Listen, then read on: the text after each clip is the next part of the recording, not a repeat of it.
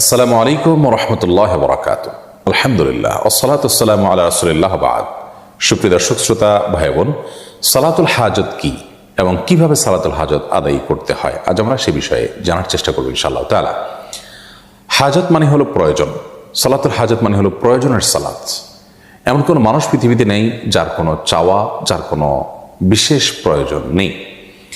মূলত বিশেষ কোনো প্রয়োজন, বিশেষ কোনো ইস্যু, বিশেষ কোনো গুরুত্বপূর্ণ চাওয়াকে সামনে রেখে সেটি বিষয়ে আল্লাহ তাআলার কাছে আবেদন নিবেদন করার জন্য, দোয়া করার জন্য যে সালাত আদায় করা হয় সেটাকে বলা হয় সালাতুল হাজত। সালাতুল হাজত এই নামে, এই শব্দে আলাদা করে কোনো সালাতের কথা হাদিসে সেভাবে বর্ণিত না হলেও মৌলিকভাবে সালাতুল হাজত বা বিশেষ প্রয়োজনের প্রেক্ষিতে সালাত আদায় করা এই বিষয়টি প্রমাণিত। আপনার কোনো বিশেষ চাওয়া আছে, বিশেষ কোনো নিবেদন আছে, আবেদন আছে আল্লাহ তাআলার কাছে, বিশেষ কোনো প্রয়োজন আছে যেটি পূরণ হওয়া দরকার, এটি পূরণ হওয়ার জন্য আপনি বিশেষভাবে সালাত আদায় করবেন, এটি প্রমাণিত। কোরআনে কারিমে আল্লাহ তাআলা বলেছেন ওয়াস্তাঈনু বিস-সাবরি ওয়াস-সালাহ, তোমরা সবর এবং সালাতের মাধ্যমে আল্লাহ তাআলার কাছে সাহায্য প্রার্থনা করো। যে কোনো ইস্যুতে সাহায্য প্রার্থনা করার ব্যাপার থাকতে পারে, সেখানে আমরা সালাত আদায় করে সাহায্য প্রার্থনা করব। এটাই হলো প্রয়োজনের মুহূর্তের সালাত।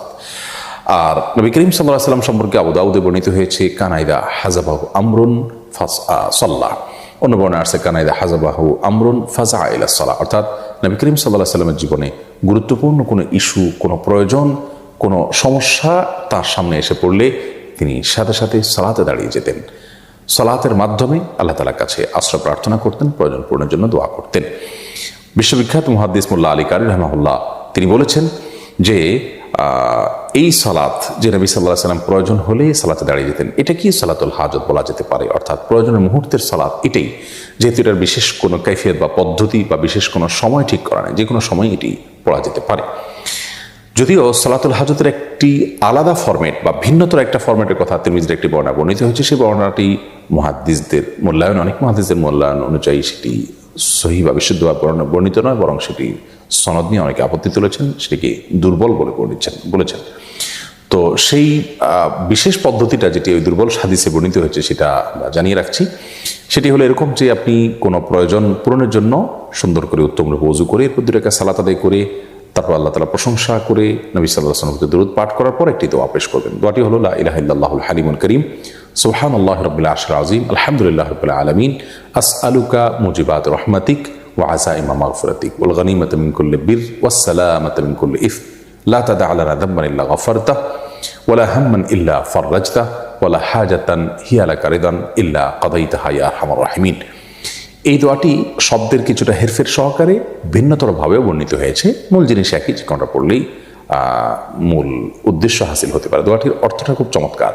সেটি হলো আল্লাহ ছাড়া সত্যিকারের কোনো মাবুদ নেই, যিনি হালিম, যিনি কারীম, যিনি মহাধৈর্যশীল, যিনি মহাকরুণার অধিকারী। সুবহানাল্লাহি রাব্বিল আরশিল আযীম, ওই আল্লাহর পরিচয় বর্ণনা করছি, পবিত্রতা জ্ঞাপন করছি, যিনি মহান আরশের রব এবং পালনকর্তা। প্রশংসা করছি ওই আল্লাহর, যিনি সকল জগৎসমূহের পালনকর্তা।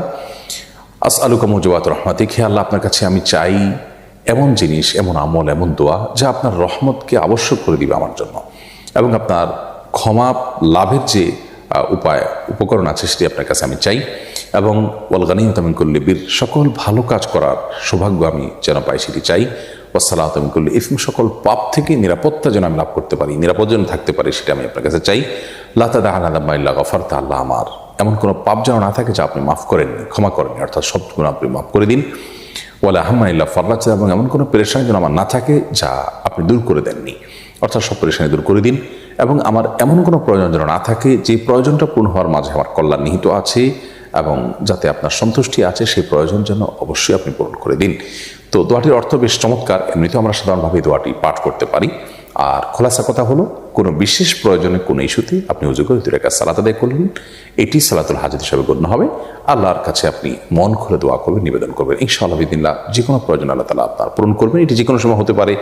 আর দোয়া কবুলের সময়গুলোতে বিশেষ গুরুত্বের সাথে এগুলো করা উত্তম। এই ধরনের দোয়া সালাত আদায় করা এবং দোয়া পেশ করা উত্তম, যেমন ভোর রাত এবং দোয়া কবুলের যে আরও সময়গুলো আছে সে সময়গুলোতে। আল্লাহ রাব্বুল আলামিন সব ক্ষেত্রে আমাদেরকে নবী করিম সাল্লাল্লাহু আলাইহি ওয়াসাল্লামের সুন্নাহ অনুসরণ করার তৌফিক দান করুন। আসসালামু আলাইকুম ওয়া রাহমাতুল্লাহি ওয়া বারাকাতুহু।